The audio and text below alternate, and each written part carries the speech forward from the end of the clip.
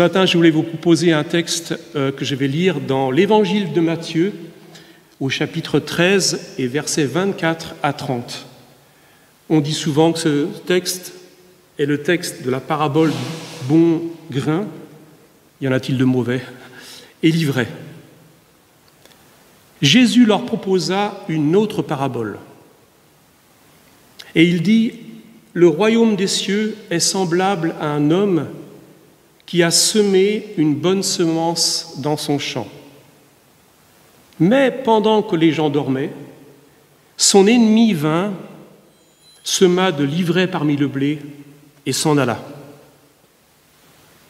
D'ailleurs, sur le banc à l'extérieur, là, j'étais en train de me promener avant le message, et je vois une petite feuille A4 qui était scotchée sur le banc devant la quincaillerie Lenoir, pour ceux qui connaissent, et avait marqué en gros « Honte à celui qui a piqué, volé ma cagette de fruits et de légumes pendant qu'il achetait un article chez Lenoir. » Alors j'ai lu ça, je me suis dit, le gars, il était quand même gonflé.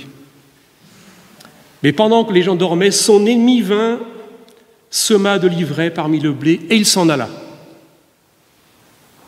Lorsque l'herbe eut poussé et donné du fruit, l'ivraie parut aussi.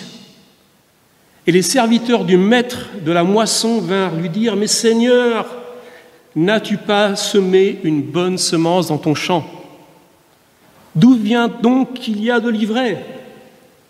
Et il leur répondit « C'est un ennemi qui a fait cela. » Sympa le Seigneur, hein, il n'a pas donné de nom. Et les serviteurs lui dirent « Mais veux-tu que nous allions l'arracher, cette ivraie ?» Et Jésus leur répondit « Non, dit-il, de peur qu'en arrachant l'ivraie, vous ne déraciniez en même temps le blé. Laissez croître ensemble l'un et l'autre jusqu'à la moisson. Et à l'époque de la moisson, je dirai aux moissonneurs, dit Jésus, arrachez d'abord l'ivraie, liez-la en gerbe pour la brûler, attention aux incendies quand même, mais amassez le blé dans mon grenier. » Et le verset 36 à 43, saute quelques versets. Alors Jésus renvoya la foule et entra dans la maison. Et ses disciples s'approchèrent de Jésus, impatients souvent les disciples. Ils veulent connaître tous les secrets. Ils s'approchent de Jésus et dirent « Explique-nous la parabole de l'ivraie du champ. » Et il répondit tout simplement « Celui qui sème la bonne semence, c'est le Fils de l'homme. Le champ, c'est le monde. La bonne semence, ce sont les fils du royaume. C'est nous. Bon, à l'époque, on disait les fils. Maintenant, on dirait les filles et les fils. Celles et ceux. Voilà, comme ça, tout le monde est content. Ce sont les fils du royaume. L'ivraie, ce sont les fils du malin. L'ennemi qui l'a semé, c'est le diable. Là, il dévoile l'ennemi. La moisson, c'est la fin du monde. Les moissonneurs, ce sont les anges. Explication très claire. Or, dit Jésus, comme on arrache l'ivraie et qu'on la jette au feu, il en sera de même à la fin du monde. Le Fils de l'homme enverra ses anges qui arracheront de son royaume tous les scandales et ceux qui commettent le mal ou l'iniquité, et ils les jetteront dans la fournaise ardente, où il y aura des pleurs et des grincements de dents. Alors les justes resplendiront comme le soleil dans le royaume de leur Père, que celui qui a des oreilles pour entendre, entende. Quand même un texte assez... pas forcément le texte le plus confortable quand même, hein. J'ai choisi ce texte, François Casalis m'entend, parce que je pense aussi qu'il est d'actualité. Et en préambule, rappelons-le, Jésus s'est exprimé bien souvent en parabole dans les évangiles. Et la définition d'une parabole est un type de récit à portée émotionnelle ou morale qui incite à la comparaison. Il s'agit généralement de récits qui sont courts, qui sont mémorables grâce à une image souvent tirées de la nature ou de la vie quotidienne à l'époque de Jésus. Et ces paraboles transmettent en réalité des profondes vérités spirituelles. Voilà ce que dit Google. C'est pas dans la Bible. Disons-le d'emblée, la parabole résiste à donner immédiatement des réponses.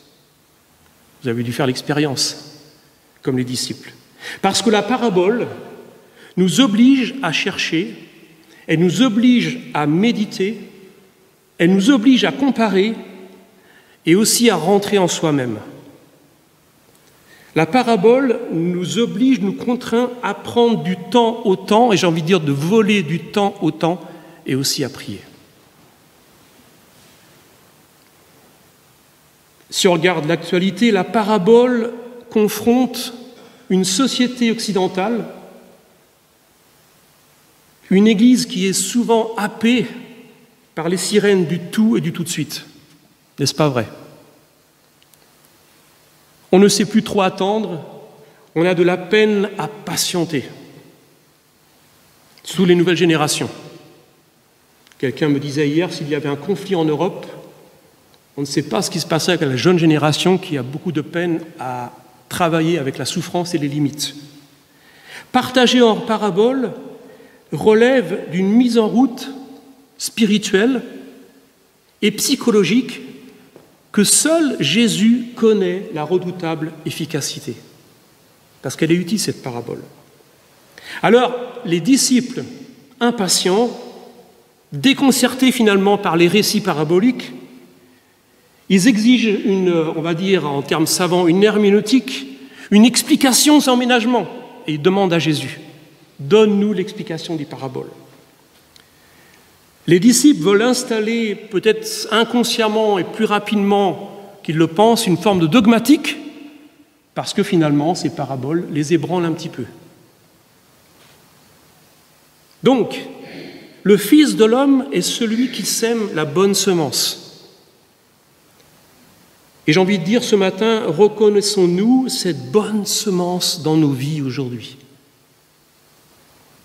Acceptons-nous la semence de Jésus dans nos vies? Alors nous dirions oui sans hésiter. Et pourtant, en quoi consiste cette semence aujourd'hui pour nous, filles et fils du royaume, puisque c'est comme ça que nous sommes nommés dans la parabole? Le style de vie de Jésus, sa façon de voir les choses, sa façon de voir la vie, sa façon d'appréhender les événements, sa psychologie des relations était à l'époque un véritable choc. Je ne sais pas si on se remet dans le contexte. Jésus était un contraire. Il y avait, lorsqu'on l'écoutait, l'observait, lorsqu'on parlait avec lui, il y avait comme un arrêt sur image. Il attendait là où les gens exigeaient. Il ne nommait point les choses qui ne devaient point être nommées. À l'époque, et cela est-il encore aujourd'hui, Jésus était, on va dire, un ovni en son vivant terrestre. Un truc où on ne peut pas passer par-dessus. Jésus était un incontournable. Il était une interpellation. Il était un phénomène, en fait. Et quand on le rencontrait, quand on parlait avec lui, lorsqu'on vivait quelque chose avec lui, il y avait toujours un avant et un après, pour le meilleur ou pour le pire. Et la parabole de l'ivraie bouscule parce qu'elle est précise sans l'être vraiment. Son attente de réponse est aussi importante que la réponse elle-même. Donc les fils du royaume, Jésus parle des disciples et des autres, volent la bonne semence. Ils veulent connaître la destination, sans en comprendre forcément le cheminement. Les fils du royaume reçoivent cette belle semence qui porte du fruit petit à petit, semence souvent identifiée comme le message de l'Évangile qui est annoncé pour celles et ceux qui ne le connaissent pas. Et pourtant, cette bonne semence, ce n'est pas seulement cela. La bonne semence ne renferme pas exclusivement le message de la bonne nouvelle du Sauveur Jésus, certainement pas, parce qu'elle grandit, elle porte du fruit jusqu'à sa moisson dans nos vies aujourd'hui encore. Et ce matin, je crois que la bonne semence n'a pas fini d'être semée dans nos vies, même si nous sommes au crépuscule de notre vie, dans l'âge tendre. Le chemin n'est pas fini. La bonne semence appelle aussi encore à des changements de comportement, à peut-être une vision du monde renouvelée, une vision de l'Église renouvelée, une vision des autres encore renouvelée. La bonne semence dans le champ qu'est le monde est pérenne, elle dure, elle continue. Cette semence, elle est innovante, elle est renouvelable. Et elle vient peut-être dans nos déserts, ce matin, je ne sais pas, dans nos luttes. Parfois, cette semence vient dans nos contradictions parce qu'elle veut porter du fruit encore et encore. Alors, comme je le disais au début du message, la parabole de l'ivraie est complètement prophétique en l'actualité. Pourquoi ?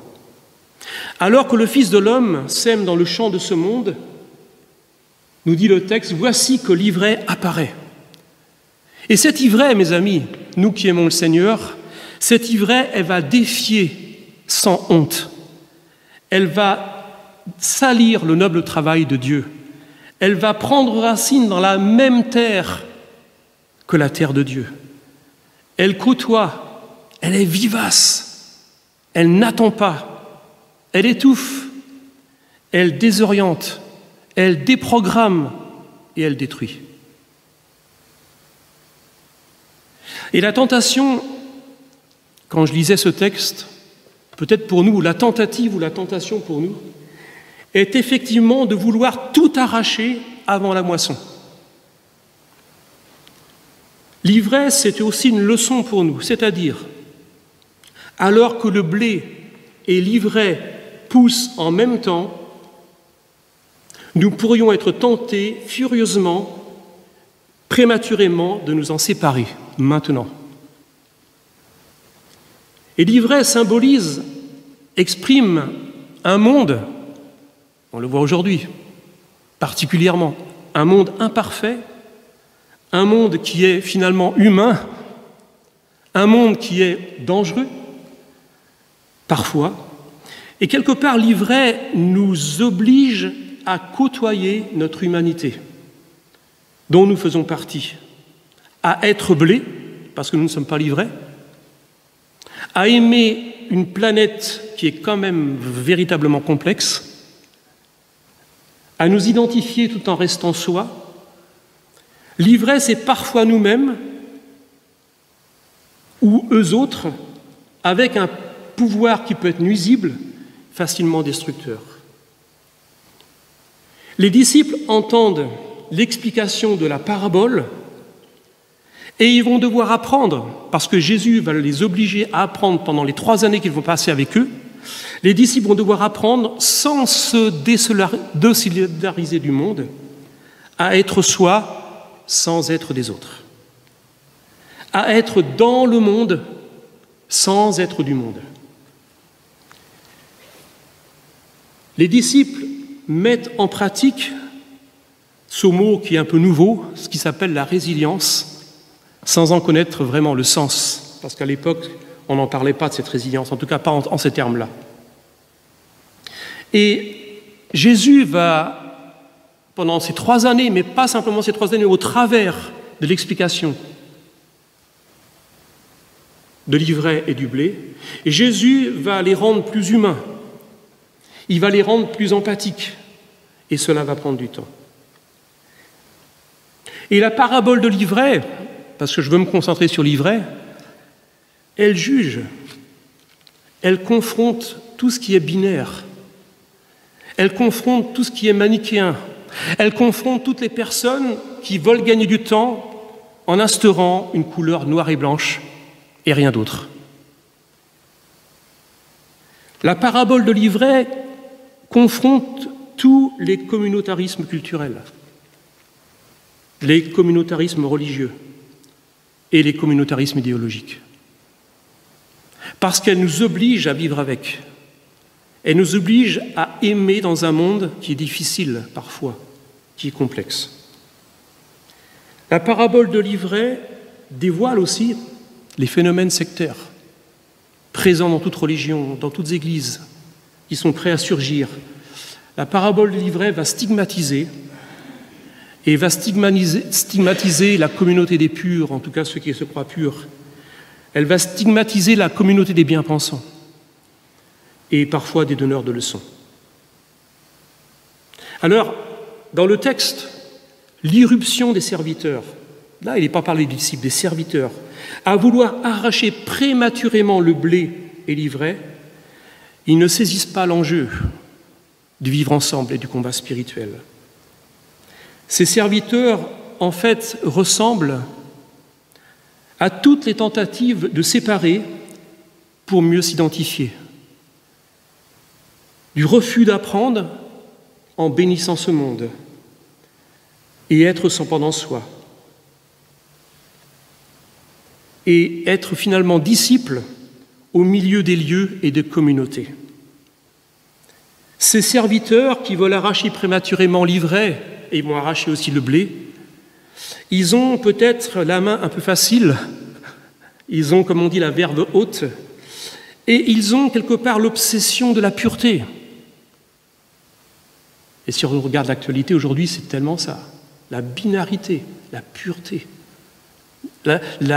l'incapacité aux gens de dialoguer ensemble et de vivre ensemble.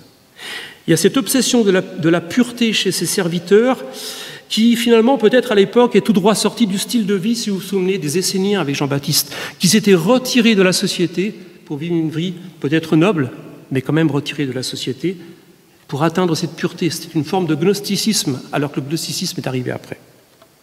La parabole de l'ivraie enseigne que la moisson ne nous appartient pas. Cette moisson ne demande ni notre discernement, ni notre jugement, ni l'établissement subtilement d'une liste d'élus, parce que c'est un texte finalement eschatologique. Il parle de la fin des temps. La moisson appartient à Dieu, selon le texte. Cependant, la parabole de l'ivraie et du blé enseigne de vivre dans un monde, comme je l'ai déjà dit, qui est plurifactoriel, un monde qui devient limité, un monde qui est beau, qui est bien et qui est violent à la fois.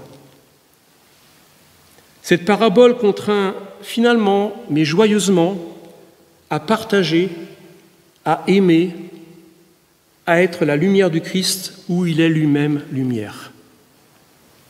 La parabole de l'ivraie recentre peut-être sur l'apprenant du cheminement, l'apprenant du processus plutôt que sa destination. Et enfin, en quelques lignes encore, cette parabole souligne aussi l'ennemi commun qui a semé, contestant depuis la nuit des temps, finalement, la création divine, l'amour du Père, ses enfants, etc. Le Fils de l'homme, en conclusion, sème sa bonne semence.